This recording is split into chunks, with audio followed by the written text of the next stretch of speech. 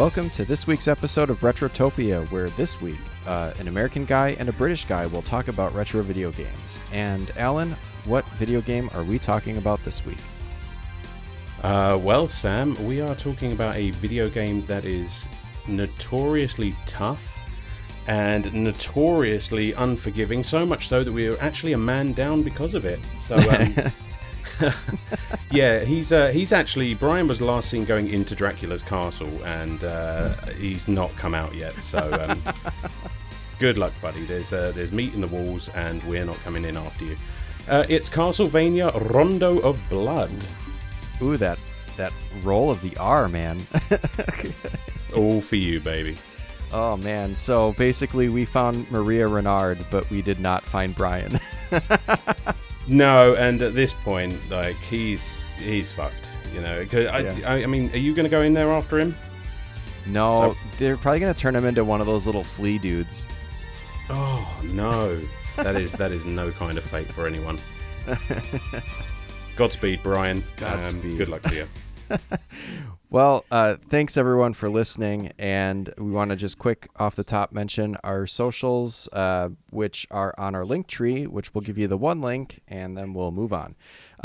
It's linktree, linktr.ee/Retrotopia. You can find our social media accounts as well as our free Discord where you can join in the conversation. So we'd love to have you there.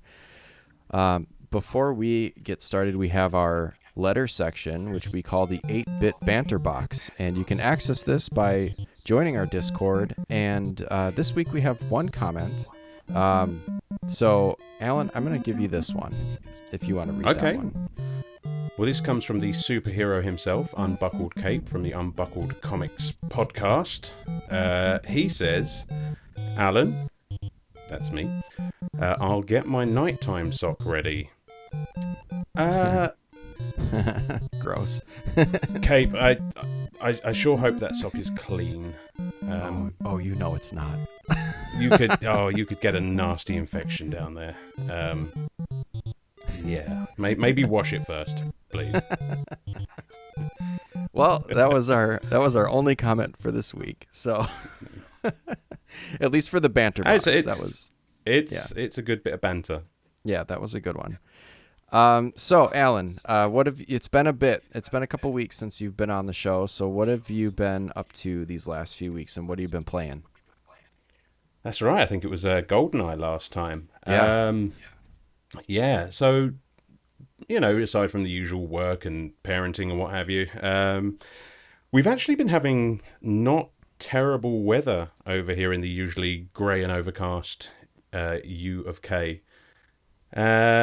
So yeah, we've been outside a lot, in the garden, down the park, just taking advantage of the roughly week's worth of summer that we get here usually. Taking the time to do a couple of projects around the house and gaming as much as is possible for a nearly 40-year-old dad. As for what I've been playing, this is going to get old really soon, but I'm still plugging my way through Metal Gear Solid 5. Yeah. Which I've actually decided to knuckle down, dedicate all of my time to, and get through, because I really want that game off my plate. I've been playing Baldur's Gate 2 on the Nintendo Switch as part of the enhanced collection or whatever it was, which again is really fun but really dense. And I've just started up Ring of Fates Final Fantasy Ring of Fates on the Nintendo DS. So 3 really quite long games all at once, which is not something I usually do. Yeah. What about yourself? Those are very involved games. 3 very involved games that you've got going on there. How does I know, right? Coming off of the back of something nice and light and stress-free as Castlevania Rondo of Blood. Oh, fuck. Yeah, okay. You said you were playing Baldur's Gate 2 on the Switch. How's that run on there? Pretty good? Yeah, I've had no problems with it. I mean, there's the occasional slowdown, and I never played them back in the day, so it's been a steep learning curve to get all of them again. I guess it was originally a PC game, and it shows. Yeah, I definitely played it on the PC. Yeah, I can imagine sort of a mouse point and click sort of interface would really be better. But I think they do a good job with this. I've been enjoying it anyway. Yeah, it's interesting. I've tried to look for that game for part of my physical Switch collection, and it suddenly, once Baldur's Gate 3 came out, the two Baldur's Gate 2 cartridge for Switch jumped up to like $150, which is much more than I want to pay for an old port. Yeah, so, no, that's absolutely fair. No, I think I got it for Christmas a few years back. Took a pass on that. Well, that's good. Yeah, that's the way to go. So I paid approximately nothing. Oh yeah, and speaking of, what was it, Crystal Chronicles or Crystal Ring of Fates of Crystals? Yeah, I think it's Final the prequel Fantasy? to Crystal Chronicles. Yeah, so you could call it that. And we discovered that I have this in my DS collection, so that might be getting an episode at some point. So stay tuned, everyone. That would be a fun one. Yeah, very interesting. Yeah, I'd be down for that. Cool. What have I been playing? I think you asked. A lot of this, Castlevania Rondo of Blood. I usually would play this for maybe 20, 30 minutes at a sitting tops, but not much longer than that because it gets very frustrating. You just end up beating your head against the wall. God, yeah. Also, a Final Fantasy VII Remake I've gone back to. Good. Yeah. You know what though? I can't say that I'm really enjoying it. I don't dig the style. I enjoyed it, but it's the original is always going to be my jam. I just got through the Wall Market section, and it was while you're waiting. Not that there's spoilers in here, but while you're waiting for Aerith to get her dress and her makeover and stuff. Yeah. That little like running back and forth. I wouldn't call it a fetch quest because you didn't really even get anything out of it. It's just like running back and forth to talk to different people while that dude follows you is one of the worst pieces of shit quests I've ever played in a modern game. And part of the reason why I don't like a lot of modern games that take you through this shit that you have to like sit and watch or listen to. That's a fair argument. I mean, I adored the game. I thought it was fantastic, but I will admit that there was a fair amount of padding. Yes, that's one of them. I haven't actually played Rebirth yet. Yeah, and I hear that's one of sort of the main complaints. Oh, great! more of that. Well, I could be wrong. wrong. Way. Yeah, although I do enjoy seeing the environments and the characters and stuff rendered and better graphics, but. Totally. Yeah, and seeing Cloud dance and getting to do like the QuickTime event to make him dance was kind of worth it. That was awesome. Yeah. Yeah. So I think those are my two kind of my main games right now. Though I think I'm toast on Rondo of Blood. I'll keep pressing on with Remake, and then I got some other stuff in the pipeline for the show. So, yeah, that's about the long and short of it. It's been a couple of busy weeks in a row, so I haven't really had that much gaming time. But yeah, should we get into this game? I'm like chomping at the bit to talk about this game. I was writing up the notes yesterday, and getting really, really excited to talk about it. So we're gonna play. I think we've got an interlude here, a gentleman's interlude, and I think did we discuss that Brian is potentially reading this one since he's sitting out here? Yes, absolutely. Before his untimely disappearance, I do believe that Brian has provided us. We couldn't think of a name of it, so I don't know. We'll just call it the Canadian Pitter Patter. Let's get at her. Yeah. Excellent. Yeah, that's what we'll call it. So here, we'll listen to the Canadian Pitter Patter, Let's Get At Her, and maybe a musical interlude or something, and then we'll come back and talk about the game.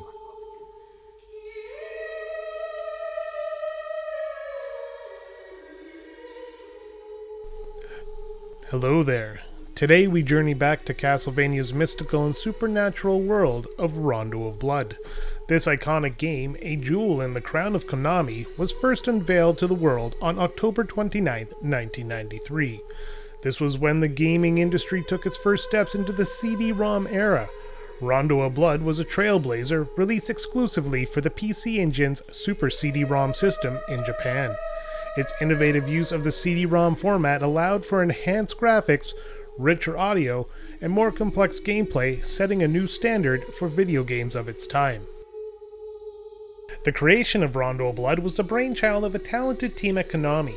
Under Toru Hagihara's direction and Yoshiaki Yamada's production, the game was brought to life. The characters in the world were vividly illustrated by artists Toshiharu Furukawa, Rieke Bando, and Koji Yamada, whose combined artistic visions created an immersive gothic atmosphere that captivated players. The haunting melodies that set the tone for the game are composed by Akira Soji, Kaizo Nakamura, Tomoko Sano, and Makio Sato, whose work on the soundtrack remained one of the most memorable aspects of the game.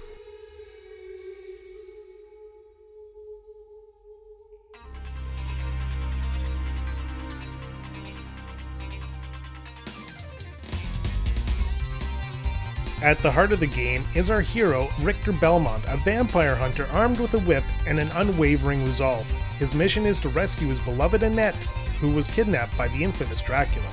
As Richter explores the castles, he can rescue 4 maidens, one of whom is his distant relative, Maria Renard.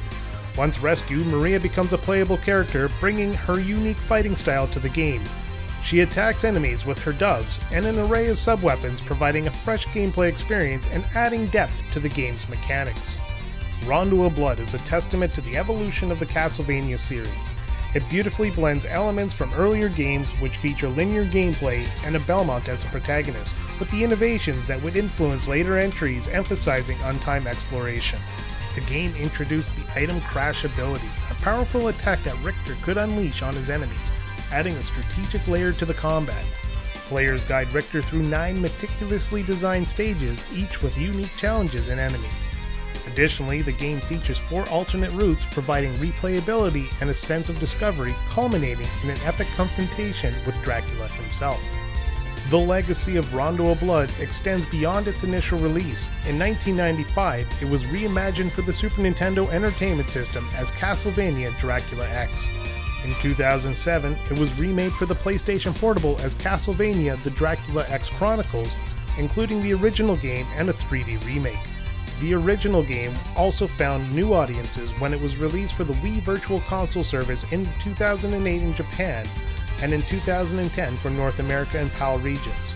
In 2018, Rondo of Blood and its critically acclaimed sequel, Symphony of the Night, were released as part of the Requiem collection. Castlevania Rondo of Blood is more than just a game. It's a piece of gaming history, a milestone in the evolution of the Castlevania series, and a testament to the creativity and innovation of its developers. Its legacy continues to influence the gaming industry, inspiring new generations of game designers and captivating players worldwide.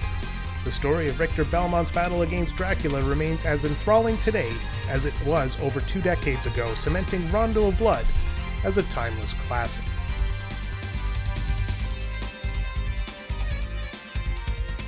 All right, thanks, Brian. Pitter patter. Let's get at her.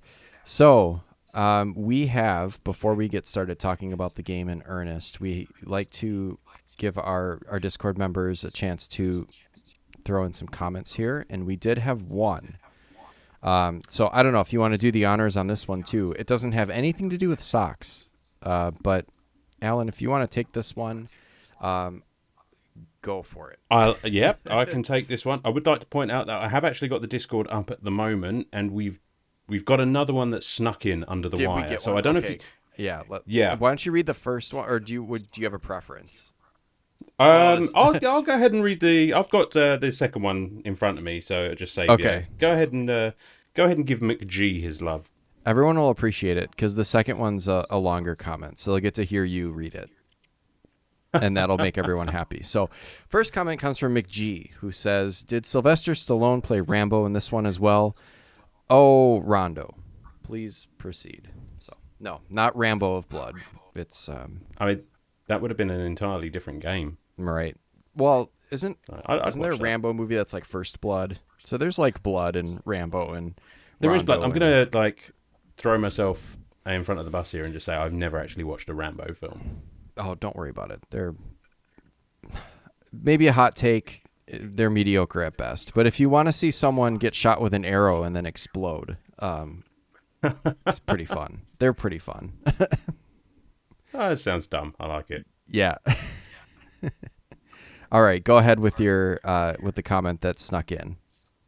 So I've got one here from Zodiac who says, I don't get the praise for this game. It's almost wild to me how often you hear that this is the best 16-bit Vania, but I feel like it has too many shortcomings to overcome Bloodlines.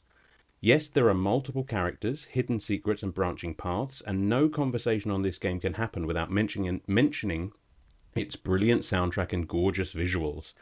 But the game's biggest selling point, its hidden levels, can usually be found doing something that would normally kill you, or there is little context or information on required steps on opening a path. It's incredibly unintuitive.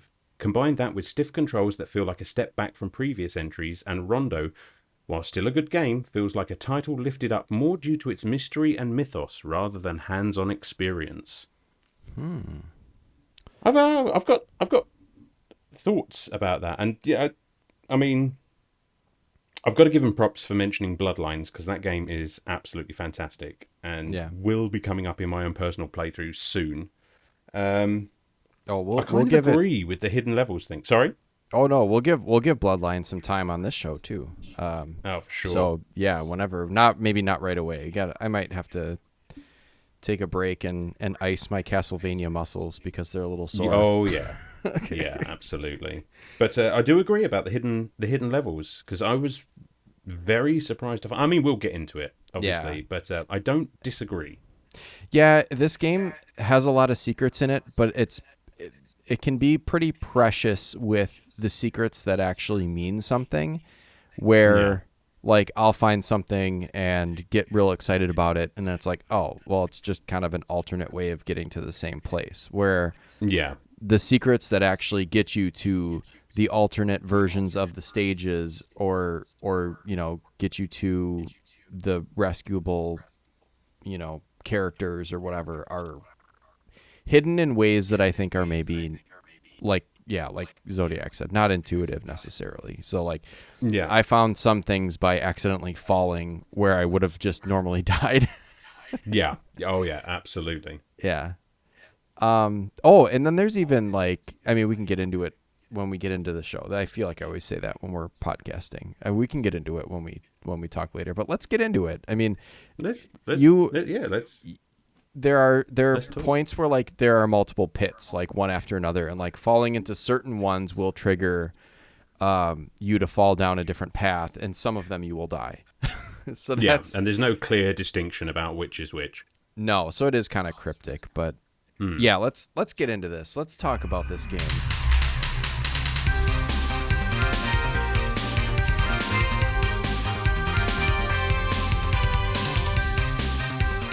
This is Castlevania Rondo of Blood, which was developed and published by Konami in 1993 for the PC Engine Super CD-ROM in Japan only. And so, let's just say, happy first PC Engine Super CD-ROM game that we're covering on this show, and probably the last. I can't think of a single another one. Yeah, that's just the most description, the most words used to describe a computer system, that it's just computer words barfed out into one. Yeah. PC Engine Super CD-ROM. I think did you guys call it the TurboGrafx? I don't know, because this was not released here, so maybe it's the TurboGrafx, but I don't even think we got it on the TurboGrafx. That was something different, I think, but I could be wrong. I'm not an expert on, late 80s, early 90s weird computers, but that's fair. There were some alternate releases. So there were some either alternate releases or re-releases that brought it over to the United States and around the world, in the UK and Australia and everywhere else. We got Castlevania Dracula X for the Super Nintendo in 1995. Which is kind of a port, I guess, but it's more of just an action platformer based on it's very linear and based on the kind of the primary progression of levels in Rondo of Blood. So it's like a Rondo of Blood Junior, only hard, and you can't save. And I think it kind of sucks. Okay. Our original plan was to cover Castlevania Dracula X, and we ended up, I realized that it was kind of a quote-unquote port of Rondo of Blood, and I said, I've played that, and it was good, so let's play that one instead. Okay. And then there was Castlevania Dracula X Chronicles, which was released on the PSP in 2007, and it had the original game kind of embedded in as an extra feature, and it also had a kind of a 2.5D remake of the time, not a 2.5D like we get the like 2.5D 16-bit pixel remaster, like gorgeous looking games. It was a 2.5D from the mid 2000s, which was like kind of the rounded 3D graphics, but still 2D. So it was a fine game. And then how I played it, and I believe how you played it, was on the Castlevania Requiem collection, which came out. It just has Rondo of Blood and Symphony of the Night. It's very basic. It doesn't have a lot of extras or goodies on it, but it was released on the PS4 in 2018, and it's a good way to access it if you have a PlayStation. Definitely. Yeah. I mean, I rarely buy digital games, and I think it was on sale at the time, and that was just too good an opportunity. And now the third time I think I've bought Symphony of the Night. Yeah. Yeah. It was kind of an also ran with Rondo of Blood for this collection, I think, because like Symphony of the Night has been available in a lot of different ways, and I mean, if you're a collector, you can grab it. I'm sure it's expensive, but it is. Yeah. I can speak from experience. Yeah. And then there's obviously you can play it on the PSP too, but Rondo of Blood is really like I think the kind of the belle of the ball in this collection, because it's kind of a rare game that wasn't really available for a long time. All we got after its release was Dracula X on the Super Nintendo, and we didn't get the game proper for over 10 years after it was released. So just kind of a cool little weird title in the series that I'm glad that we get to play, even if it's really, really difficult and makes us crazy sometimes. Oh, yes, absolutely. And so why did we choose this game? We usually get into this kind of, why this game? Why are we talking about this game? I don't think there are a lot of people that are. So like I said, I think we had originally kind of I was looking for a Castlevania title. And I was like, we should probably cover a Castlevania game, and that would be fun. Originally, I sought out Dracula X because I knew that was a Super Nintendo game. I think it was pretty highly regarded, or maybe I thought it was, but man, I tried it out on the Advanced Collection that came out on the Switch, and I just didn't like it that much. Not that it was tough, so I didn't like it. I think valid criticisms. It's clunkier than this game, and clunkier than I think a Castlevania that came out in 1995 for the Super Nintendo, which had been out for several years, should be. I don't think it should have been as tough to control or clunky as it was. It's very linear, so there's not a lot of exploration like there is in Rondo, and it's just kind of a dumbed down version of Rondo that I think probably was condensed to fit onto a cartridge. I mean, I don't know how else to explain it. So I didn't enjoy it. I wasn't enjoying it, and I knew that I had found out that Rondo was part of was part of that package, the Dracula X package. And as I looked into it more, I was like, no, I've played that game. I played it quite extensively in my early 20s, and I think I finished it. I can't tell because I think my PSP is so old that I don't know if I can go that far back, and maybe the save file isn't where it was or whatever. But Man, I was watching some of the playthrough because I didn't finish this game this time around. I got quite far, but I didn't quite finish it. But I do remember some of the bosses, some of the alternate bosses triggered some memories for me, and that Dracula fight at the end. So, have you played this game before firing it up on the PS5? No, honestly, I haven't. I'm a huge Castlevania fan, and over the years I've been collecting, playing, beating, and I was aware that this game existed, but being a sort of Japanese only release, I didn't think it would be something that I'd get a chance to play. I wasn't aware that it was available in so many other places. Yeah. So it just sort of looked like one of those exotic Japan only games that I just thought, well, I'm sure it's fun, but I don't know that I'll ever get to play it. So when you suggested and you pointed me in the direction of the Requiem collection, I jumped at the chance because I need very little convincing to play a Castlevania game. Yeah. So you jumped at the chance so much that you downloaded a digital copy, which I know you have a beautiful game collection. But yeah, Thank you. This one is unfortunately digital only if you want to play it on the PlayStation. Well, that's fine because now that I know about the Dracula X Chronicles on the PSP, Yes. I can buy that, and that'll be the fourth time I've bought Symphony of the Night. Yeah. And I will say, the Dracula X Chronicles on the PSP, I played the absolute fuck out of that game when I was in my early 20s, and it's excellent. I think I played. There's so much to it. There's so much value there. I don't know what it's running these days on the collector's market. I'm sure it's more than it used to be, especially definitely more than I bought it for back in 2008 or whenever I got it. But yeah, there was a lot of value there. There was the original game of Rondo of Blood. I believe the original Symphony of the Night is tucked in there, and then there's that remake of Rondo of Blood, and it's great. It's just there's so much in there. Yeah, so I've just looked it up, and over here anyway, it's about 50, 55, 60 pounds. I think it's still worth it. Yeah, not as high as I thought it would be. Yeah, like if you're getting into like over the price of a new modern game, then it's like, yeah, maybe like you'd have to really want it. But man, I mean, that's 3 games there that are all great, and it's worth it.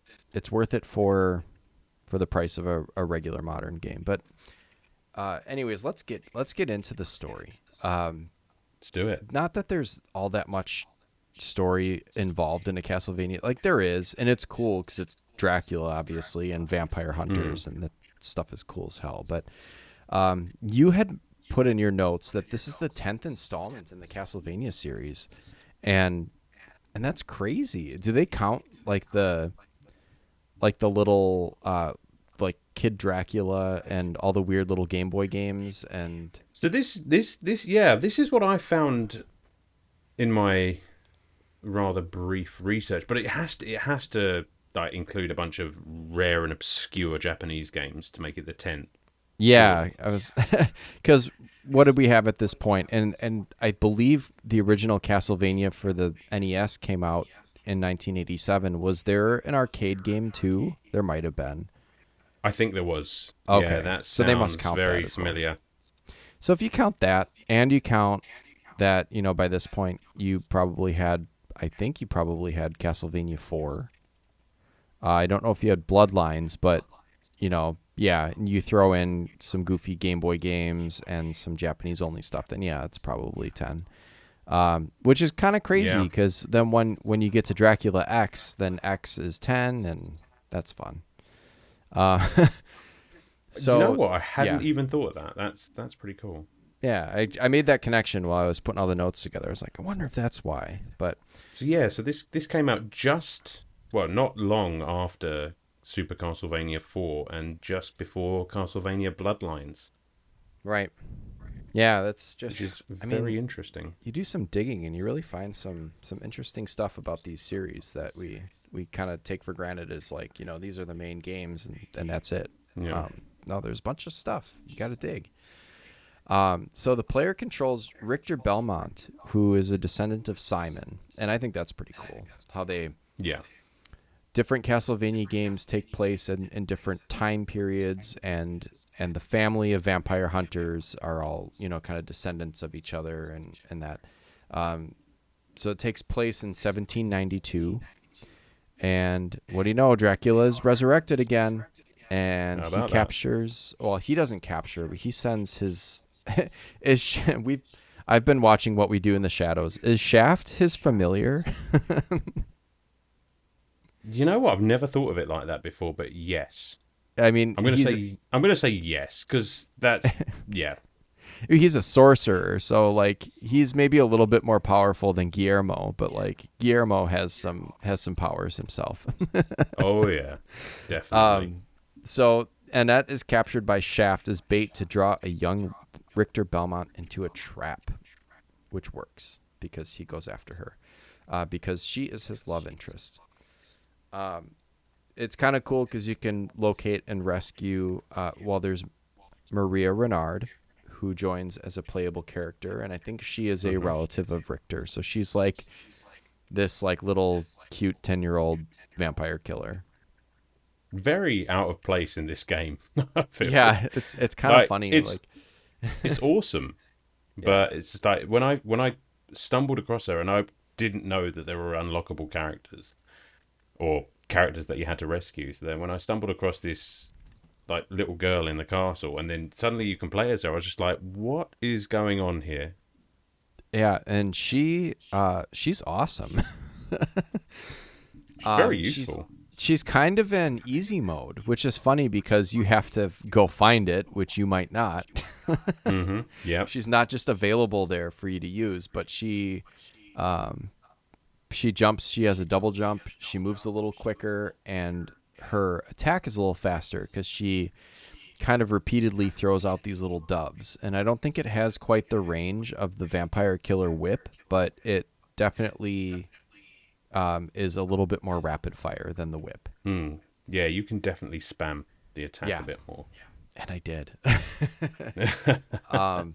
But the others that you can rescue are Tara, who is a nun, and Iris, who is the village doctor's daughter, and then there is the aforementioned Annette, who is Richter's love interest. Yeah. So yeah, you spoilers. I mean, spoilers for my playthrough anyway. Tara and Iris still in Dracula's castle. Oh yeah, they are actually in the hidden levels. So like the alternate versions of the levels, you can't. I think Tara is in the graveyard and Iris is somewhere else. I don't know. I mean, I found Annette, which I feel is kind of the point. So yeah, one's in the cemetery that was cool. For sure. It's just the other two. Sorry, girls. Yeah, they're keeping Brian company. Oh, there you go. Yeah, nice romantic dinner of wall meat.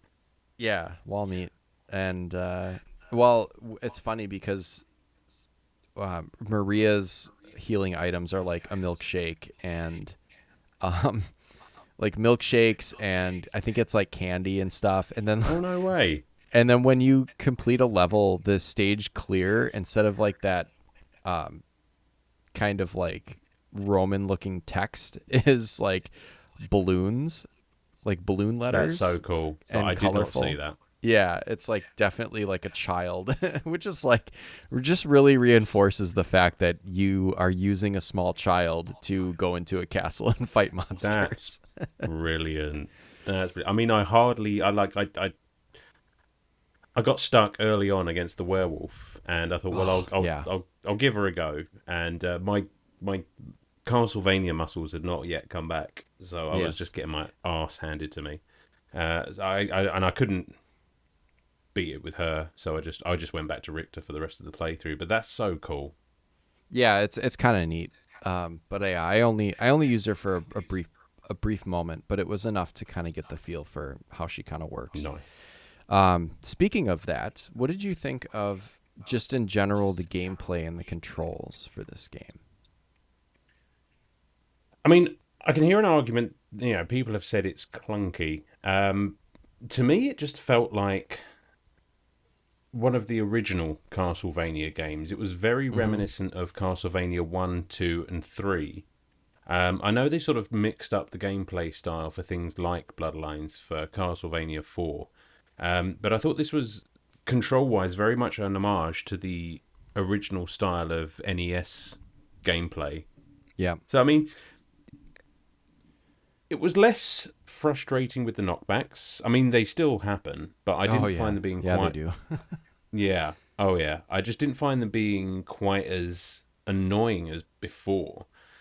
Well, plus for a lot of it, when you get knocked back, like if you get knocked back into a pit, a lot of times that's just an alternate way to go through Well, the exactly. level. And that's the only way that I found some of these alternate routes, because I wasn't thinking that I was literally playing the game as a linear Castlevania.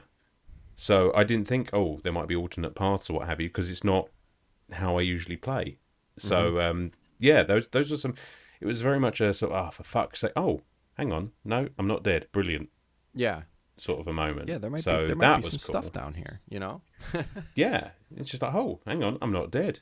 Brilliant. But yeah, it controls well. Yeah, just the usual left to right whip. It's a solid Castlevania game.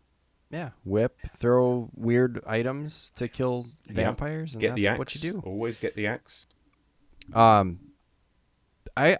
think the controls are fairly tight, and they are just kind of standard Castlevania platformer controls. Richter's slow. He is very, I guess, like I would describe his movement as stalking, or just like a slow, deliberate walk. Like he's just a big beefcake of a dude, and he can just, he walks slowly and he doesn't have another speed.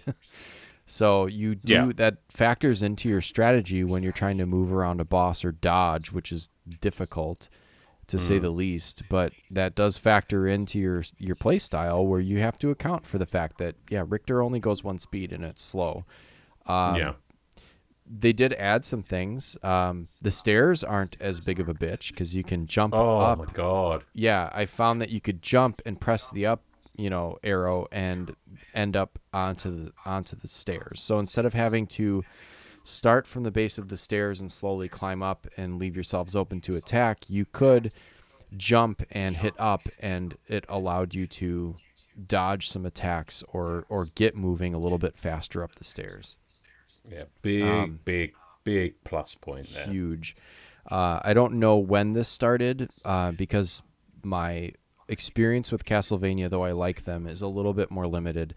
You get that backflip with Richter, which I used sparingly because I figured I didn't master that as a dodge tactic, but I would mostly end up kind of fucking myself over with it somehow. But you jump, and if you hit the jump button again right away, he does a kind of a backflip and skid once he hits the ground.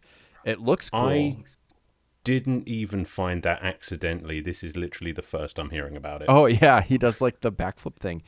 It's actually kind of useful in a couple spots where there's a platform that might be a little bit too high for you to jump on around some kind of secret stuff. And you could face away from it and do his weird backflip thing, and sometimes you could kind of land yourself on a higher platform because it is a slightly higher jump. Pretty cool. Fucking hell! I got through the entire game and never once found out that there was a backflip. That's ridiculous. And I watched part of a walkthrough this morning, and I was just like, there is so much to this game that I didn't even find.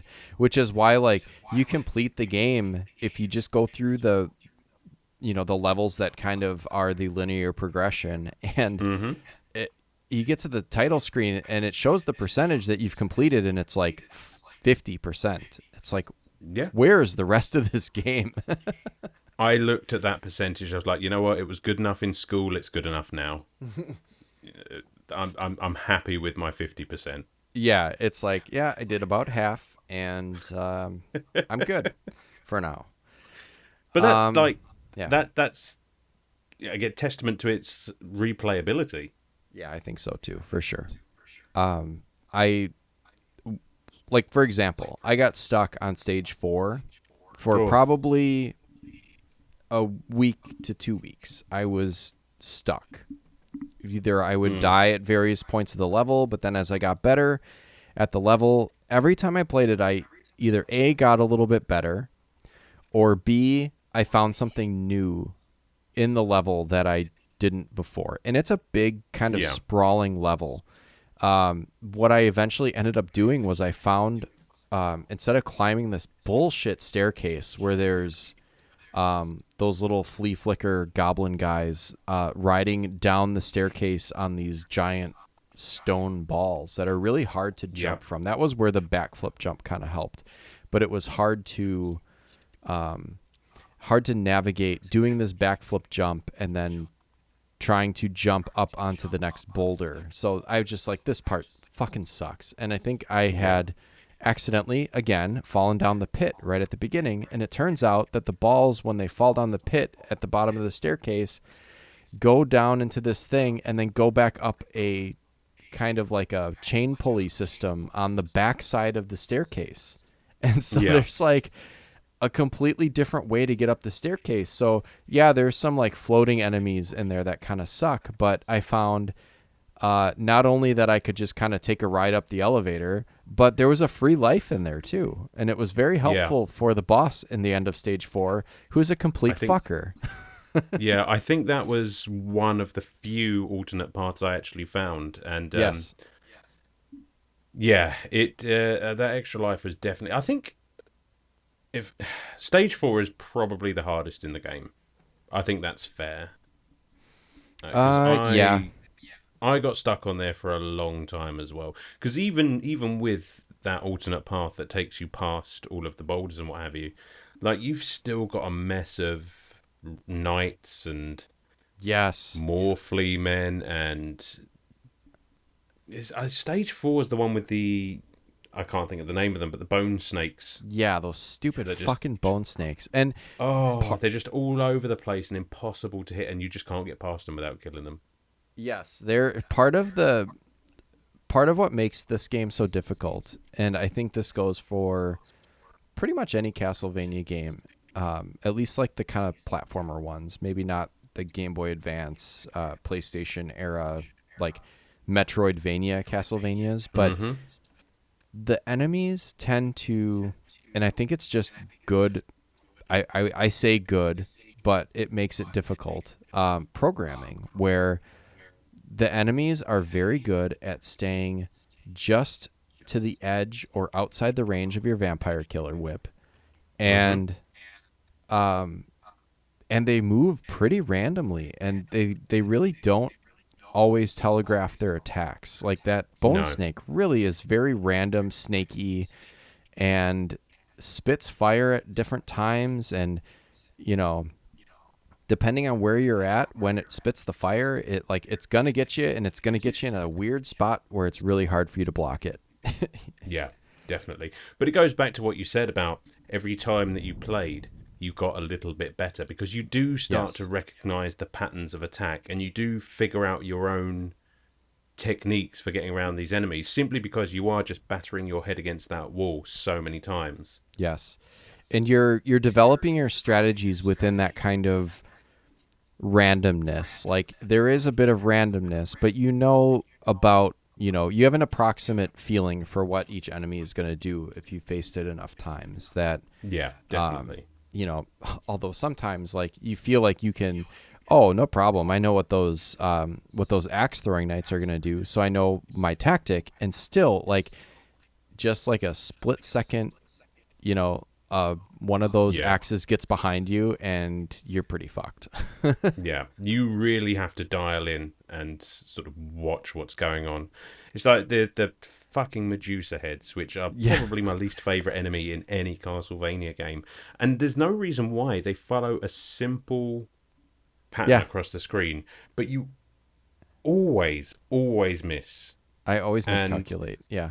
yeah, exactly. And again, it's not cheap because it's not like they're throwing in, any randomness to that, but it is just, you have to just dial in.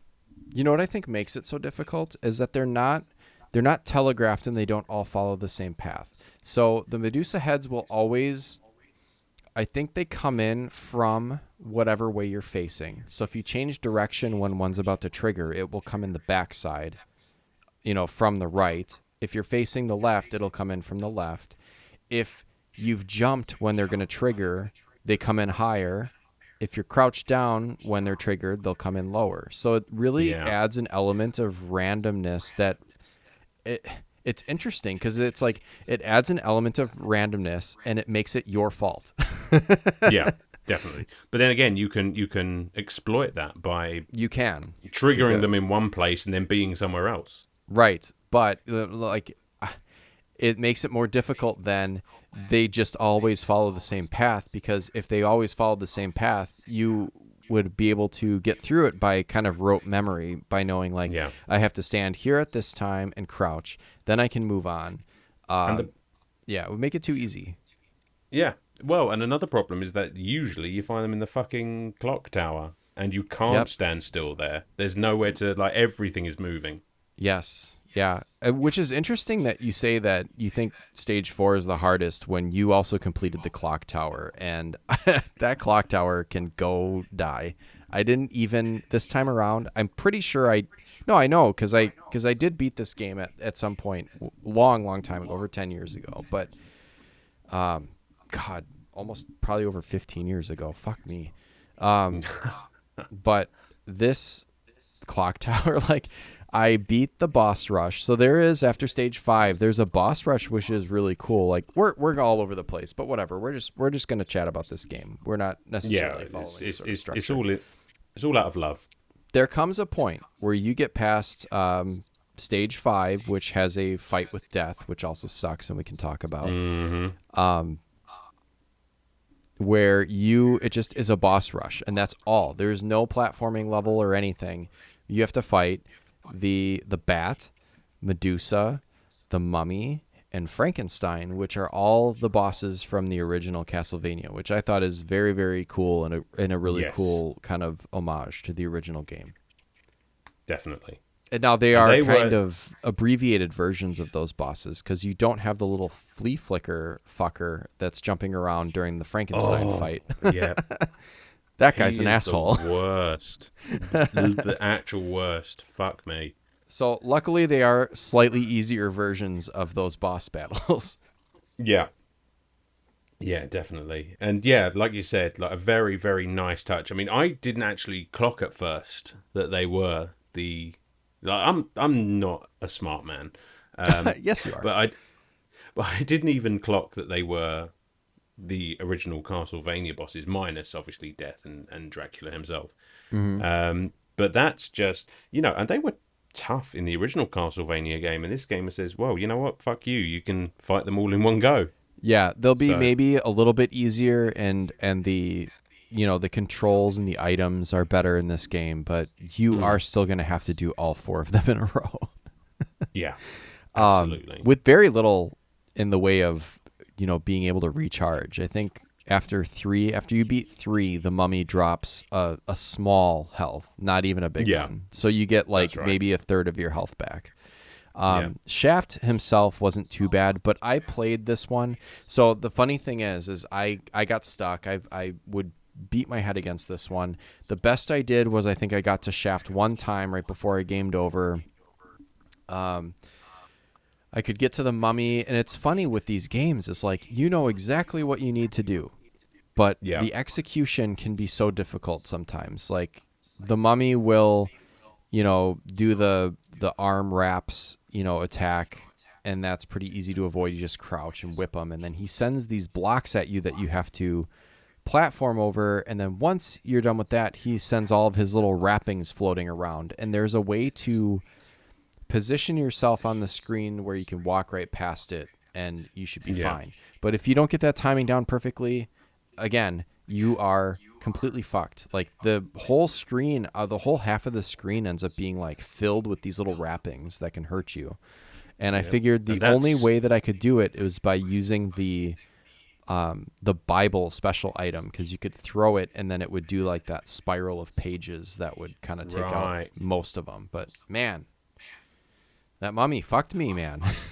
Yeah, no, that's and again, it easily identifiable patterns, but very minimal room for error.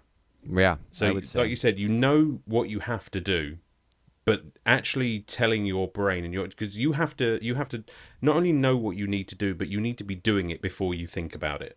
Right. Yeah. It's instantaneous. Like as soon Yeah. as you think of what you need to do, you have to be already doing it, basically. Because if you don't deal with one attack properly, the next one's gonna fuck you. The next Yes. one's gonna, it just snowballs on you. Yes. And they do take a big wet chunk out of your ass. It's brutal. Yeah. Every time you get hit by a boss, it takes a good fourth of your health meter. Yeah. And each Which is of why I your always whips. saved my. Go on. No, I'd say each whip on a boss takes about maybe a 16th. Yeah. Yeah. You really have to. You can't just go charging in half cocked. No. You have to actually take your time. Don't get greedy. Just Yeah. do some damage, reassess. Do some damage, reassess, and that's why I found I was waiting until I got so far in the boss fight before I used my item crash. Yes. Because if you lead the fight with that, then you've got nothing in the pocket. Yeah. And the item crash is fucking cool, especially the cross brilliant. one. The cross one is really Yeah. good. Yeah, absolutely.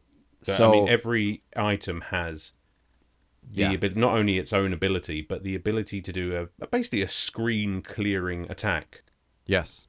which drastically reduces your hearts, but can be a real Hail Mary in a sticky situation.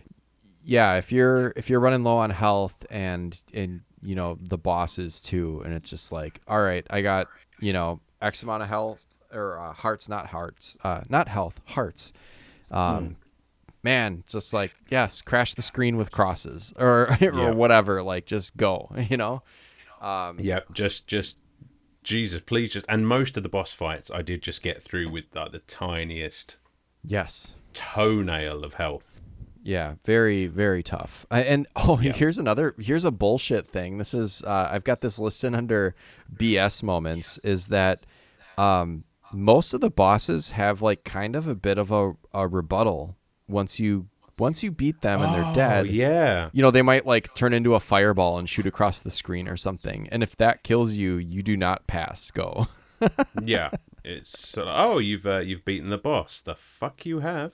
Yeah, I think, oh gosh, what was the one that, was it the Minotaur did something? I don't know. I beat one, but I did end up beating one boss, and then whatever its final little death gasp was killed me, and I was just I remember like, you saying, yes, it was either the Minotaur there or the fucking dude who threw his head around. that might have been that one. I was just like, yeah, he Yeah. throws his head, I think, and that's like the last gasp where it's like floats around and does some shit. But I was just like, you absolute fuck. Yeah. I mean, that is kind of cheap, but again, it's just like you knew what you were getting yourself in for. Yeah, once it happens with the first boss, it doesn't happen with every boss, but it's a possibility. Like, I would get down, I'd get all their health down, and they would do some sort of thing where they kind of die, and it'd be, I'm getting the fuck away from you because Yeah. I don't know what you're about to do. Exactly, and the game itself is telling you that, listen, you haven't got any time to rest. No. Which is Like, why pay I think attention. you always have to be on your toes, which is why I think this game was best in 20 to 30 minute chunks. You're not going to sit there and play it for, unless you really, really enjoy it, or you really enjoy this type of game, or it just clicks with you. I still like it, but I'm not going to sit and play it for more than 20 or 30 minutes at a sitting. That's fair. Yeah. You gotta keep an eye on the old blood pressure. It's best sipped, I think. Yeah, I can get on board with that. What else? What have we left out? I mean, we got to talk about the music. You can't talk about a Castlevania game without mentioning the music. That's because the music is always fucking awesome. It's just, I'd have to say, like, I always go back and forth depending on what I've played or listened to most recently, but like between the Final Fantasies, the Castlevanias, and the Mega Mans, those are probably my top three, and they are consistently jostling for the number one position for me. But I think right now, like, Castlevania is probably my favorite. Yeah, I mean, it's always, I think, in the conversation of like the greatest video game soundtracks, and with good reason. I mean, they're just beautiful, effective, eerie, atmospheric. It just it works for every single level, and it really sets the tone.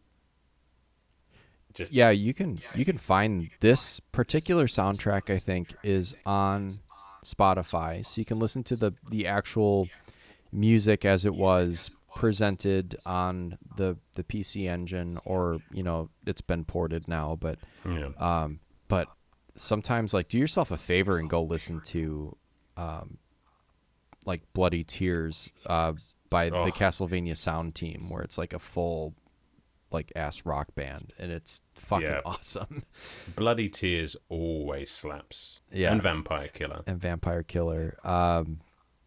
I did make note of a few extras because this game was this goes more into sound effects than music, but this game was fucking voice acted with actual voice actors, and it wasn't terrible. And there's cutscenes which are really cool too. Like, holy fuck. I mean, granted, this was running on a PC, so it probably had a little bit more under the hood than your home console, but shit, if they weren't good, like anime cutscenes with voice acting, and that allowed for the Requiem theme, which is the choral theme that plays in the menus, and I thought that was pretty cool. Yeah, absolutely. Well, I mean, being a game on CD probably really helped. Oh yeah. Like, them pack more in. So we're not just talking about chip tunes or what have you. I mean, they could afford to have some actual instruments in there. Hell yeah. I did like it shows. I really liked here are a couple other call outs. The song is called Blood Relations of Heaven and Earth, and that's from stage 1 where everything is on fire, and that is just like a funky jam. It is so good. Hopefully we'll have time to put together a little bit of a mix of some of the tunes. That would be awesome. Necessary for a Castlevania game. The people deserve to hear this. Yes. I also really enjoyed, it's called Former Room, which I don't really understand why, but it's that kind of creepy haunted house song that plays before a boss fight. And then the yep. Well, it's the room before, it's the room former to the boss fight. Oh yeah, I guess that's kind of a proper usage. Leave it to you to call out like the proper usage of the term former as something meaning like something before, and not just in the sense of in time, but before something else. There you go. Oh man, that's why you're a beaut, man. I live to serve, dear boy. And then the boss theme itself it's okay, but the title of it is Wild Dance in Phantasmic Hell, which is just such a fucking cool title. Yeah. And pretty much exactly what you're doing at the time. Yes, it is just a perfect it is description. Hell. It is a hell. And you are dancing wildly to not get killed. Yes.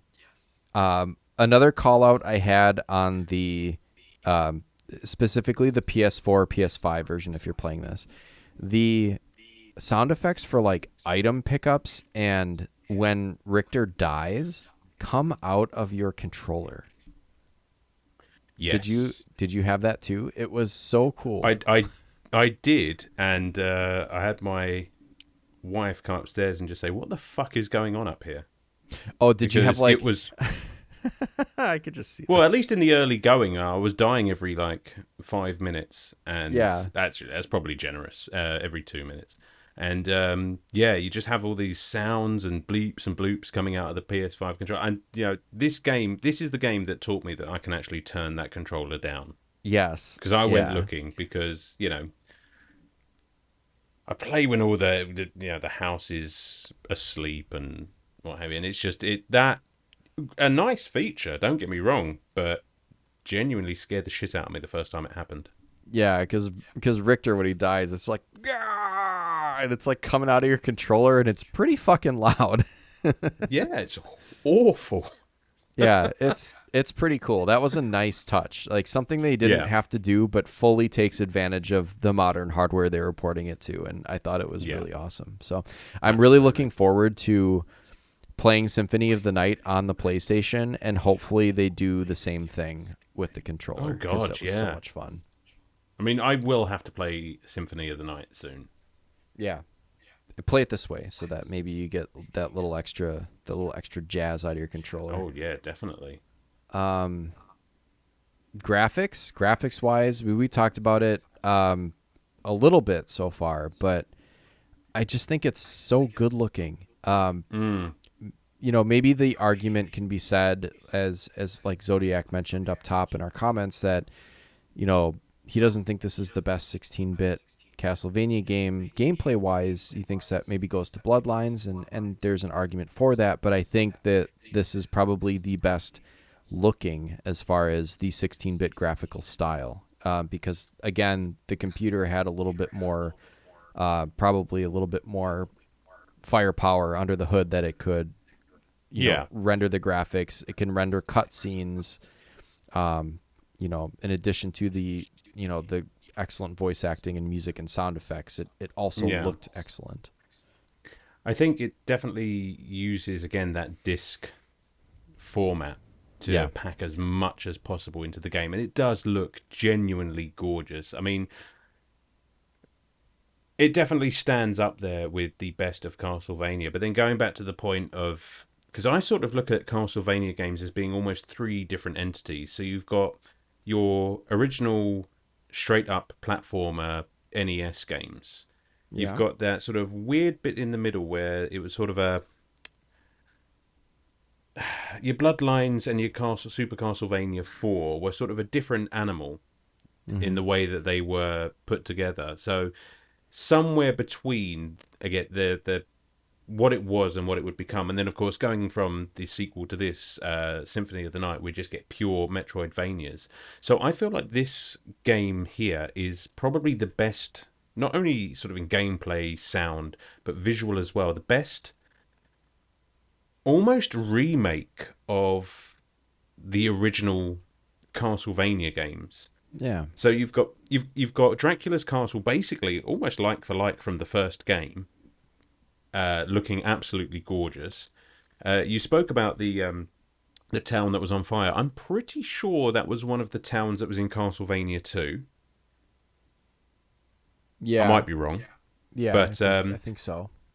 And then of course all Dracula's Castle again from Castlevania 3. But it's basically, I see this as the epitome of that original trilogy of Castlevania games. That it is that style of Castlevania taken to the absolute extreme, and it's absolutely stunning. Yeah, like a remastered greatest hits of like the previous games. That like is yeah, basically exactly what I just took 5 minutes to try and say. You nailed it. Absolutely. Here's something really cool that watch a playthrough. Even if you do want to play the game, also watch a playthrough, because you'll miss stuff that graphically is going on in the background. Like the parallax scrolling out the windows looks great. There's a point where in the clock tower, once you get up the clock tower, and you're kind of moving through the castle rooms to get up to Dracula, and that part in itself is really cool. But there's a spot where you walk by 3 mirrors, and Yeah. you can see Richter parallax scrolling from like mirror image of himself through the mirrors. On the, like obviously they're on the other side of the screen, so they're in the background, but you can see Richter parallax scrolling across these mirrors as you're walking past them. And the third one, it's a skeleton. Yeah. As his And reflection. I was just like, oh my God. I was just like, is that going to jump out? Am I going to have to fight that? I mean, what's the But no, it's literally just the game just getting inside your head. Yeah, and doing something fucking cool. Like, holy shit. Absolutely. Absolutely. Just such an awesome touch. Like, what a well-made game. Just, obviously 100%. very tough, but you said you didn't get to any of the, I will call them, so we mentioned that there are alternate levels. So there are 4 of them. So stage 2, 3, 4, and 5 have alternate levels or alternate versions, and some of them have alternate bosses. So there are, if you just play through and go linear and just go, through the progression of the game, you'll obviously fight the bosses, you'll beat the game, you might find Maria, you'll probably find Annette, you'll kill Dracula, that's fine, and you'll have completed maybe 55% of the game. Yeah. And you'll be like, what the fuck? Yeah, where's the rest? So there are, we'll call them prime levels. So there's like stage 2 and then stage 2 prime, which is the alternate version. There's the entrance to Castlevania, and the prime version of stage 2 is the Lake Bridge. Did you find the Lake Bridge? I did not, as far as I can remember. Okay, I did. So if any of these lead to alternate bosses, then I'm almost certain I didn't find them. Okay, I think you have to go in order to activate the alternate progression. It's kind of like in Star Fox 64. Like, you have to, save Falco in order to open up that alternate path and kind of start yourself along the alternate route. It's much the same. In stage 2, you have to kind of fall down this hole, and there's like a secret wall that you have to break down and then fall down, which again is counterintuitive.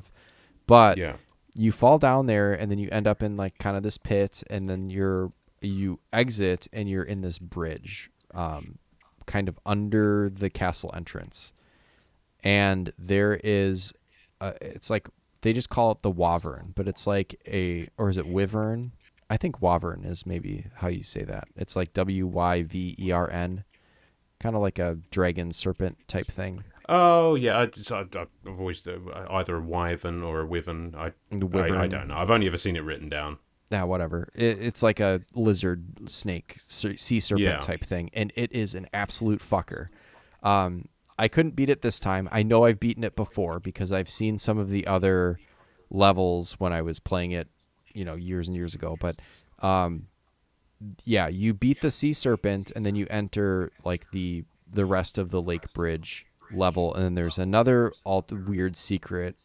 Otherwise, like, I think if you just complete the Lake Bridge, then you end up in the chapel like normal. But if you drop down in a certain spot, then you end up in stage 3 prime, which is the cemetery, and I think that's where you rescue one of the ladies.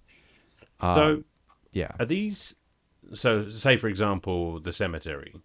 Can you access that from the chapel if you say you didn't get to the Lake Bridge? So you have to do it like it's a whole different path. Yeah, you have to do in sequence. And from what I could tell, there was a very specific progression of things that you needed to do to make sure you stayed along the alternate path, or else it would kind of revert you back to the normal path. So you're basically on Castlevania Star Road. Kind of. I mean, these levels were fucking tough looking. Like, so stage 2, the entrance to Castlevania, as you're walking up, Brian did eventually get in the castle, and that's why he's stuck there. But he really wasn't a fan of those fucking birds. Which is fair. If you don't like birds and like weird floaty shit, getting all up in your business or jumping and being generally unreachable, you're not going to like these levels. No. I was watching the playthrough, and the person who did the playthrough used Maria Renard because she could do the double jump and is generally quicker. Like, I don't know how I might have used Maria when I played through some of these, but like, man, Richter would have a real tough time in some of these levels with like bats flying in from everywhere and birds hovering around being dicks. And there was at one point where there's just bullfrogs jumping around, and they're very low profile, so you can't hit them while you're standing up, and they just jump at you and just shit. So basically, well, yeah, if all the fun that you had just playing, call it the vanilla game, Yeah. just like, well, I mean, if you want it to be a bit harder, and I don't know why you would, but here, I'll try some of this bullshit. Right, yeah. There's other harder levels in here if you can find them, and good luck because they're really tough. There was one point where I think you're on like maybe a board or a raft or something going down kind of a river, so it's like maybe like, let's call it like a 45-degree platform that you're like you're floating down, and there's shit coming at you, like birds coming at you from the right. And then from the left, you'll get like a raft come up behind you with one of those little skeleton guys that chucks a bone at you or whatever. So you're having to like fend it off both sides. And then all of a sudden the thing just ends and you have to know where to jump, or else I'm sure like you just fall down in the pit. So like as it gets to the end, you have like less than a split second to make sure that you jump. And then there's an enemy there too. So if you get a very Castlevania sequence of events, isn't it? Yeah. So there's essentially a whole other game in here that I've not played. Oh hell yeah, yeah! And there's different bosses, and they didn't everything. need to go so hard with this, but it's really cool that they did. Yeah. Man, we've been going for a bit. So before we wrap this up, is there anything that you think we missed? And then I have maybe one more question. Well, I missed half the game, apparently. Yeah, yeah. I don't know. I mean, we've sort of just been gushing about this gorgeous game all over the place. And, I mean, yeah, it's hard. I loved the look of the bosses. I'm you know what? No, I can't think of anything that we've missed. I think we've done a fantastic job. Yeah, I was just going to shout out, I didn't get to it, but I think eventually I would have. There is a bridge, and this is maybe a bullshit frustration moment for me, because I beat the boss rush and then got to what is essentially the clock tower level. But before you get to the clock tower, the entire game basically goes left to right. And in the clock tower, it says you're going to cross this bridge from right to left. So you're going to go the opposite way you're accustomed to going through this whole game. And there's bats chasing you, and the bridge is collapsing. And the bats don't die. These are bigger bats, and they don't die with one chain whip. They take 2 hits at least, I think. And there's some that are just like parked, blocking your path that you would, I guess, have to jump over or try to get hits in on. And then there's ones that follow you and are moving faster than you and catch up to. It's like, I just was like, what the actual fuck? Everything that can go wrong will go wrong here. Oh, absolutely. And then, of course, they entice you with those little lamps that are just floating. It's like, there's items here if you want them. Yeah. It's like, I think the last one is actually one of the crucifixes as well. Yes. That will clear the screen if you can get to it.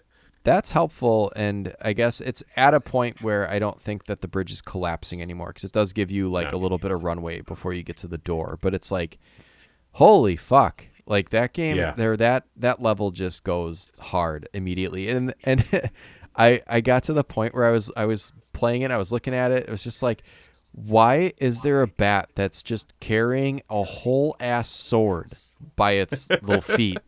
And it's like the only purpose is to make it basically a wall chasing you. Absolutely, because fuck you, Sam. That's why. That's basically it. But the playthrough I was watching, whoever was playing was pretty decent at jumping and flipping Richter back and hitting the whip. Still, like, I don't know how you get past this without getting hit. So he got hit a few times, but like, man, like between the shit that's just parked waiting to, set a pick and run in front of you, and the stuff that's chasing you from behind, I don't know. Or like you hesitate for a second and you get knocked back and you die. You fall, to a part of the bridge that's collapsed. Just that's where my playthrough ended. I was very good at taking 30 or so attempts to get past that. That was my skill. There wasn't any particular technique to it. It was just keep going and hope you get lucky and hope you get through it with enough health to actually get any further. Right. And then you get into the clock tower, and it's not like the clock tower is a walk in the park. So if you game over in the clock tower, you're crossing that fucking bridge again. Exactly. And then your reward for all of this, you get to fight Shaft again. Yeah, Ghost Shaft, which is like way harder than the first one. I don't know. I mean, he's got a far more recognizable pattern as long as you can dodge the random animals that he summons in. I actually found him... And maybe it's because I'd spent so long fighting him the first time round that this time I was just like, well, okay, yeah, come at me. Was he... Okay, so yeah, just to go back to Shaft really quick, the first one, he basically teleports from side to side on the screen, and he's got these like two like kind of large orbs that are floating around the screen, and then voice acted, which is cool. He'll say like, Shaft of Fire or Shaft of Lightning or whatever, and like those orbs will activate and either turn into giant fireballs or lightning will strike from them or whatever. You obviously beat him with Richter. Was he too fast for Richter to easily land hits on? Was that kind of the problem? Boss rush. Yeah, when he's like teleporting like front to back, I could see it being very difficult. Yeah, you really sort of had to preempt him, so sort of get a strike in and then immediately start to move. Even before he started to move, and you had to immediately be on the sort of reverse turn to go to where you think he's going to be. So you really had to get into the pattern there. Gotcha. Yeah, that would be kind of difficult because he moves faster than Richter, obviously, because Richter just is absolutely. Like, something teleported behind me, I'm just going to walk over there. And bear in mind as well, as you say, you're dodging the spheres and the lightning and everything else as well, so it's not like you can just concentrate on what Shaft is doing. Yeah, not at all. Although I did notice that if you whipped the sphere when it turned into fire, it would at least back up. So you could give yourself some room that way. But I beat it with Maria in one try, the boss rush, after trying several times with Richter to beat it. So that just goes to show how much easier the game can be if you use Maria. She was much faster, so her reaction to where Shaft was going to be was much better, and I was already just like throwing all kinds of birds in his direction. Nice. Yeah. Yeah, that's really all I got, I guess. I'm spent on this.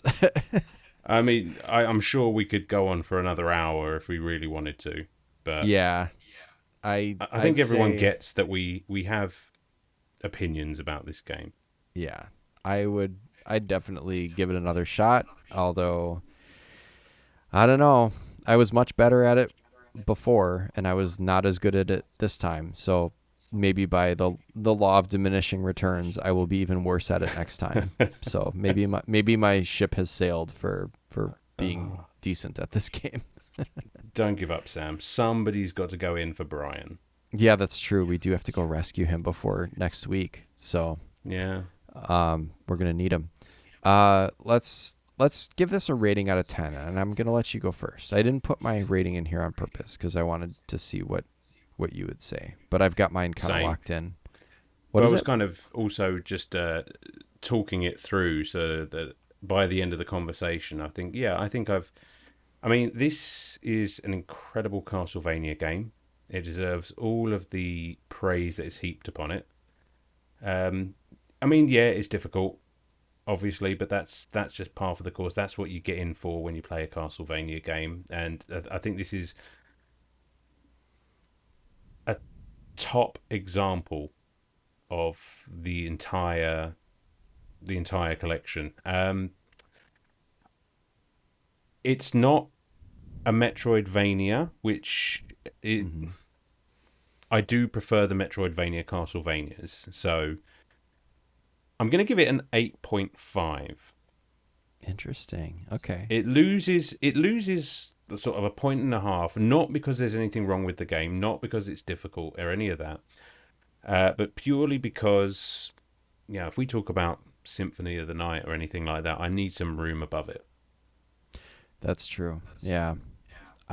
Interesting, because I didn't write it down, but that's kind of where I landed as well. I'd give this game an 8.5. It is difficult as fuck. But yeah, again, there are Castlevania games that mixed up the formula even more, kind of developed out more of that, what became known as the Metroidvania style. And I think this is kind of a stepping stone on its way. And I think it's kind of a culmination of prior Castlevania games up to this point, and it adds elements that weren't there before that make it really kind of unique. And it's too bad that it's not more available than it currently is. I guess Sony or PlayStation must have just kind of a lock on not only this game, but Symphony of the Night, because the only way that you're able to play this is either you are lucky enough to have a PSP or access to a PSP and a copy of this game, or I'm sure you can emulate it somehow, but legitimately the only way to really get it is on the PSN.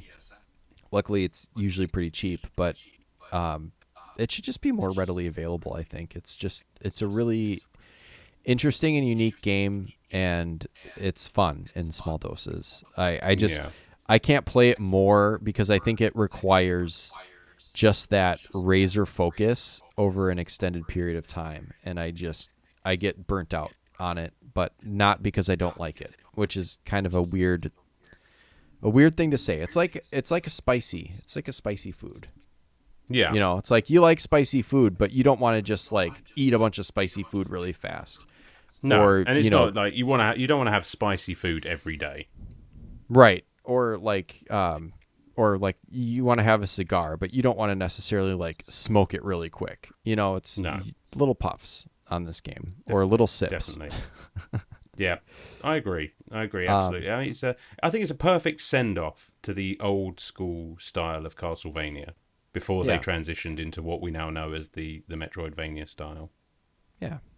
Do we want to do the tier list also? If you're new to the show, we do a tier list. So we will rank S tier is the highest and requires a unanimous decision by both hosts, all the way down from then A to F. And the F tier also requires a unanimous decision from both hosts. So A or S, A through F are our tiers. What do you think, Alan? I am going to give it a very, very, very high A. I don't think I can give it an S, but it's definitely on the upper scale of an A. Really? Okay. I was again, and it's only because there are Castlevania games that I love that much more, and you would put those ones in the S tier. Well, I mean, no spoilers, but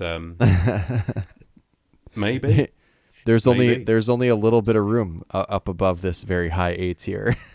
Well, exactly. What about yourself, Sam? What do you think? I'd say still very high, but I was more in the kind of B tier range. Okay. But still very high, like high B tier. So I don't know. So what happens now? Do we average or what have you, or do we just... I think the average is, in that case, is still an A. It's just not as high of an A. Yeah. And Brian's probably sitting in the castle like, what the fuck? This is not an A tier game.